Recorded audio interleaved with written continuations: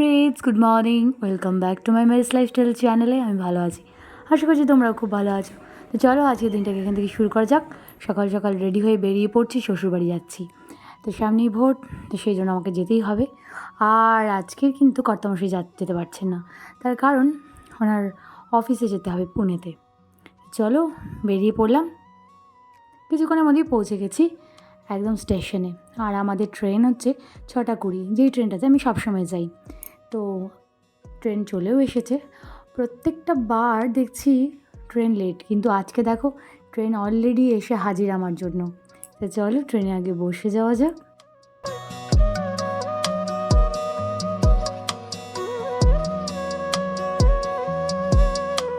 তো ছেলে আমার বিশেষভাবে বুঝতে পারিনি তার বাবা যাচ্ছে না। তো জানি না, জানতে পারলে কি কান্নাকাটিটাই না করবে। তো যাই হোক, ছেলের খুব মন খারাপ, ট্রেন ছেড়ে দিয়েছে কিন্তু বাবাই কেন উঠলো না। তো যাই হোক, অনেক করে বোঝালাম যে অফিসে কাজ আছে, কিছু করার নেই, তাকে অফিস যেতে হবে 15 দিনের জন্য পুনেতে। তো সেই জন্য সে যেতে পারছে না। অনেক করে মন টন ঠিক করলাম। তো চলো।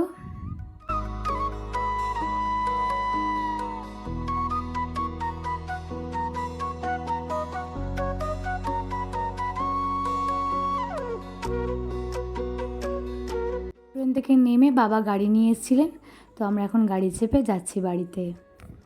যাই হোক বন্ধুরা, পৌঁছে গেছি বাড়িতে। যা গরম এখানে, কলকাতা থেকে মনে হচ্ছে এখানে বেশি গরম। ফাইনালি পৌঁছে গেলাম। বাবা গেছিলেন স্টেশনে গাড়ি নিয়ে, তো বাবাই নিয়ে। আর এক্ষুনি পৌঁছেছি, একটু ফ্রেশ ট্রেশ হয়নি, তারপর বাকি ব্লগটা স্টার্ট করবো। চলো ফ্রেশ এসে নিয়ে আগে ফ্রেশ হয়ে নিলাম, স্নান টান করে নিলাম। একবার ভোরবেলা স্নান করেই বেরিয়েছি, কিন্তু এই যা ঘেমে গেছি, যা গরম এখানে, কলকাতা থেকে অনেক বেশি গরম এখানে। তো তাই এসে নিয়ে আগে স্নানটা সেরে নিলাম। তো এখন স্নান টান সেরে নিয়ে তারপর বাকি কাজে যাব। আর একটা ঘটনা যা ঘটেছে আজকে আমাদের সাথে, স্টেশনে নেমে আমি তো খড়গপুর স্টেশনটা ভীষণই ভয় পাই। তার কারণ আমি কোন দিক দিয়ে বেরোবো এখনও বুঝে উঠতে পারি না। 6 বছর থেকে যাতায়াত করছি, কোনোভাবেই বুঝে উঠতে পারি না কোন দিক দিয়ে বেরোবো।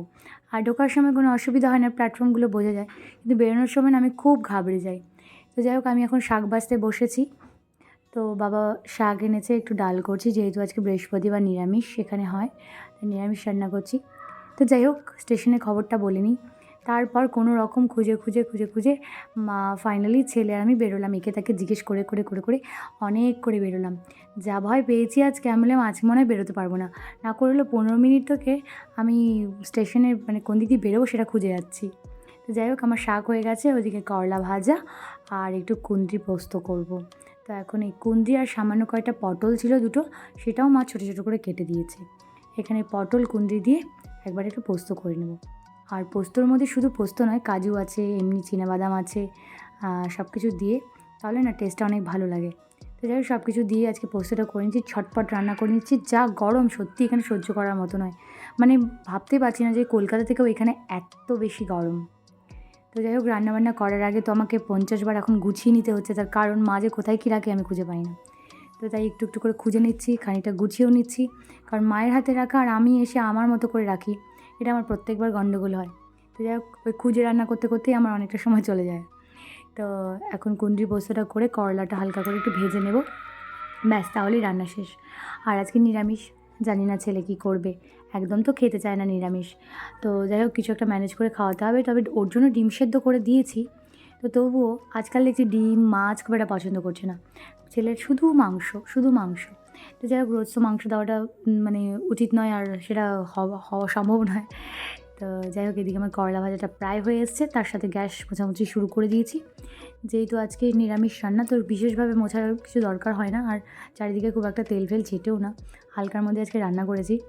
তো যাই হোক, কমপ্লিট হয়ে গেছে আমার রান্না। আর এদিকে দেখো, গ্যাস ট্যাস পুরো মুছে পরিষ্কার করে আমি পুরো রান্নাঘর একদম চকচকে করে ফেলেছি। রান্নাও হয়ে গেছে, এখন খাওয়া দাওয়ার পালা। তারপরে একটু টেনে ঘুম দেবো, কারণ ঘুমটা না হলে একদম হবে না, অনেক ভোরে উঠেছে। ছেলে আমার রিমোর সাথে খেলছে। তো যাই হোক বন্ধুরা, ভিডিওটি আমি এখানে শেষ করছি। দেখা হবে তোমার সাথে পরের ভিডিওতে। আর ভিডিওটি কেমন লাগলো অবশ্যই লাইক এবং কমেন্ট করে জানাবে। চলো আজকের মতো বাই।